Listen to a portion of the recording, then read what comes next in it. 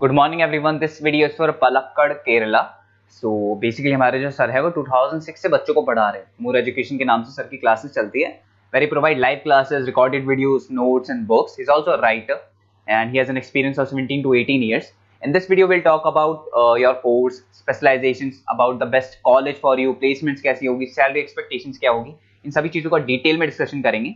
And if you do found this video informative, then like the video, subscribe to our channel, hit the bell icon. Thank you very much.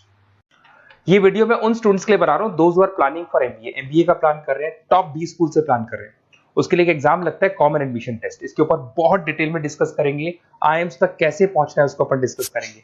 इसके अंदर cat exam की important dates, cat exam क्या होता है, examination pattern क्या है, eligibility क्या है, एग्जामिनेशन स्ट्रेटजीज क्या है, कैसे आपको एग्जाम देना चाहिए, आईएम्स तक पहुंचेंगे तो उसके कट ऑफ क्या होंगे और नॉन आईएम्स कॉलेज के कट ऑफ क्या होंगे, सब डिस्कस करेंगे।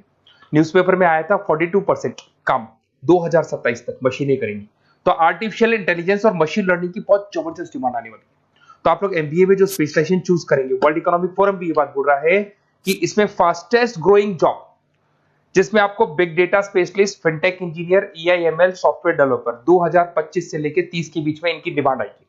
तो आप एमबीए में जो स्पेशलाइजेशन चूज करें उसमें ये वाले स्पेशलाइजेशन रखना, फिनटेक वाला, बिग डेटा वाला, इसकी जबरदस्त डिमांड आने वाली है। बहुत सारी जॉब्स है जो जाने वाली है, जैसे 2025 से 30 के बीच में आपका पोस्ट ऑफिस क्लर्क है, बैंक टेलर है, data entry, cashier, ticket checker.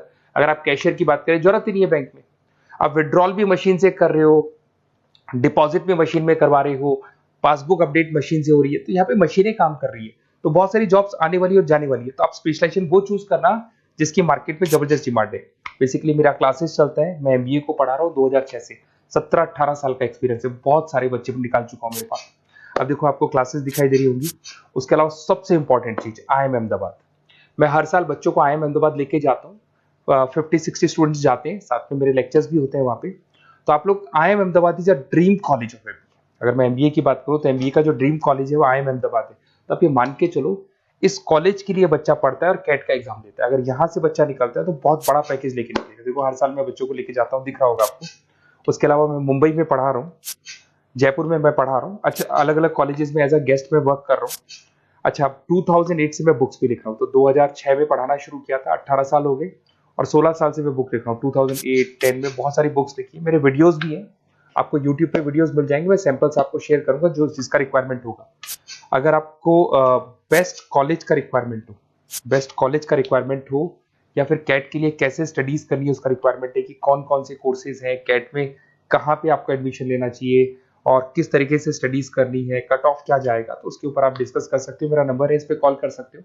बाकी मैं अगर क्लास में रहता हूँ तो आप मेरे को व्हाट्सअप कर सकते हो, अपना name, number, city, state, course और कहाँ से आपको अपना एमबीए करना है और किस तरीके से कैट का प्रिपरेशन करना है। अब अपन आते हैं एक एक करके कैट के स्पेशलाइजेशन पे। What about CAT? देखो कैट का जो एग्जाम है वो आईएम्स लेता है, इंडियन इंस्टीट्यूट ऑफ मैनेजमेंट। इसमें एमबीए पीजीडीएम करवाता है। मोड आपका जो है ऑनलाइन बेस होता है, कंप्यूटर बेस्ड मोड होगा आपका। ड्यूरेशन 2 घंटे का आपका पेपर होगा। इसमें आपको verbal ability, reading comprehensive, data interpretation, logical reasoning and quant मिलेगा। तो 3 सेक्शन में डिवाइडेड है पेपर। आपको हर सेक्शन में 40 मिनट्स मिलती है। 2 घंटे का आपका पेपर है, तो उसको कंप्लीट करना है। तो इसमें पढ़ना कैसे है, उसकी स्ट्रेटजीज क्या है, इसको अपन आगे डिस्कस करेंगे। देखो आपको इंपॉर्टेंट डेट्स दिखाई देंगी। नोटिफिकेशन इसका जुलाई 25 तक आ जाता है। उसका रजिस्ट्रेशन अगस्त में स्टार्ट होते हैं, सितंबर में आपका लास्ट डेट है, एडमिट कार्ड अक्टूबर में आता है, नवंबर में लास्ट संडे, जो लास्ट संडे होता है नवंबर का, उस दिन एग्जाम लगता है इसका, और जनवरी तक रिजल्ट आ जाता है। अब देखो इसमें बहुत सारी चीजें जो अपन डिस्कस करेंगे। टोटल इसमें 66 मार्क्स का पेपर होता है, वेरी भी करता है थोड़ा बहुत। 40 मिनट्स पर सेक्शन को मिलता है। इसके अंदर आपका इंग्लिश है, रीजनिंग है, क्वांट है, इनके लिए अलग अलग टाइम मिलता है। 1/3 इसमें नेगेटिव मार्किंग रहती है, मतलब अगर आपने कोई किसी ऑप्शन बेस्ड क्वेश्चन को तुक्का मारने की कोशिश की तो 1/3 कट जाएगा। एमसीक्यूज में नेगेटिव होता है, और बाकी जो सेक्शनल कट ऑफ जरूरी है इसके अंदर। मतलब ऐसा नहीं है कि आपका इंग्लिश में स्कोर आ गया, मैथ्स में नहीं आया, डीआई में नहीं आया तो सिलेक्शन नहीं होगा। इंडिविजुअल आपका इंग्लिश में भी आना चाहिए, मैथ्स में भी आना चाहिए, डेटा इंटरप्रिटेशन में, तीनों में आना चाहिए आपका। और एमसीक्यूज में जो नेगेटिव मार्किंग है एमसीक्यूज के लिए होगा, नॉन एमसीक्यूज के लिए नेगेटिव मार्किंग नहीं होता है। उसके अलावा अगर मैं एलिजिबिलिटी की बात करूं तो जनरल का अगर स्टूडेंट है तो 50% मार्क्स चाहिए। अगर आपका 50% से कम है, you are not eligible to give the CAT examination. अगर एससी, ओबीसी, रिजर्व कैटेगरी से है तो 45% आपको चाहिए। देखिए, और एज लिमिट नहीं है, कोई भी बच्चा एग्जाम दे सकता है। फाइनल ईयर का स्टूडेंट दे सकता है, फाइनल ईयर होने के बाद भी वो एग्जाम दे सकता है। अगर मैं स्ट्रेटजीज की बात करूं, देखो बार बार मैं एक चीज बता रहा हूं, जब भी आप पेपर को अटेम्प्ट करते हैं इसमें टाइम कम होता है, क्वेश्चन ज्यादा होते हैं, तो यहां पर आपको रिजेक्शन आना चाहिए, सिलेक्शन नहीं करना है, रिजेक्शन करना है। बहुत सारे ऐसे क्वेश्चंस होते हैं बहुत इजी है, उसमें 4 से 5 मिनट खराब हो गए और आपने उसका राइट आंसर निकाल दिया। अरे भाई वो 5 मिनट में 5 क्वेश्चंस करने थे आपको, उस क्वेश्चन में फंस के आपने 5 मिनट खराब कर दिए। तो जो क्वेश्चन इजी और आपको लग रहा है सॉल्व हो जाएगा बट टाइम लेगा, आप उसको छोड़ दो, रिजेक्ट कर दो। वो क्वेश्चंस करने हैं जिसमें टाइम कंज्यूमिंग कम होता है। आप अगर टाइम को एकदम से वेस्ट कर देंगे ना तो बाद में रियलाइज होगा टाइम चला गया, क्योंकि मैनेजमेंट एप्टीट्यूड टेस्ट है, जैसे गवर्नमेंट एग्जाम के टेस्ट होते हैं, तो यहां पर क्या टाइम सबसे बड़ा इंपॉर्टेंट फैक्टर होता है आपका। तो बेसिकली एक्यूरेसी होना चाहिए, स्पीड होना चाहिए और आपका टाइम बैलेंस होना चाहिए, और साथ के साथ कौन सा क्वेश्चन छोड़ना है और कौन सा करना है। बहुत सारे क्वेश्चन होते हैं जिसमें लालच देता है करो करो करो, बाद में पता लगता है फंस गया उस क्वेश्चन के अंदर और फंसने का टाइम चला गया, तो टाइम नहीं जाना है इसके अंदर। उसके अलावा देखो अगर मैं आईएम्स की बात करता हूँ, आईएम्स में 99% आईएम अहमदाबाद इज 99% आपको चाहिए।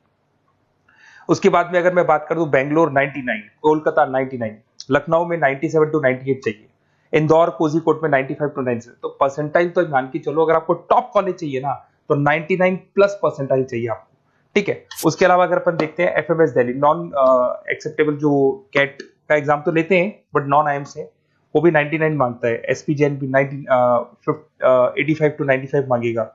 एमडीआई गुड़गांव 95 परसेंटाइल मांगता है। आईएनपी गाजियाबाद 85 टू 90 मांग रहे हैं। तो कॉलेजेस तो बहुत हैं, और ये मान के चलो आप 80 से लेके 99 के बीच में अगर आ जाते हो तो आपको टॉप 20 स्कूल्स मिल जाएंगे। अगर आईएम्स भी नहीं मिलता है तो उसके नीचे के स्कूल्स मिल जाएंगे। बाकी अगर इसको डिटेल में आपको डिस्कस करना है तो मेरा नंबर है, आप कॉल कर सकते हैं। अच्छा, उसके अलावा मेरा नंबर आपको दे दिया मैंने, अगर मैं कल क्लास में हूं या कॉलेज में हूं, फोन नहीं उठाता हूं तो व्हाट्सएप कर देना, अपन डिटेल में डिस्कस करेंगे सारी चीजें, और कहां से आपको कैट करना चाहिए, कौन सा इंस्टीट्यूट बेस्ट रहेगा वो भी मैं आपसे डिस्कस करूंगा, कौन से कॉलेज में आपको एडमिशन लेना चाहिए वो भी डिस्कस करेंगे, किस तरीके से आपको पढ़ाई करनी है, नोट्स कैसे मिलेंगे, वीडियोस कैसे मिलेंगे, सब डिस्कस करेंगे। Okay, best of luck for your CAT examinations, और कोई कॉलेज से रिलेटेड क्वेरी है तो वही आप मेरे को कॉल कर सकते हैं। Okay, best of luck.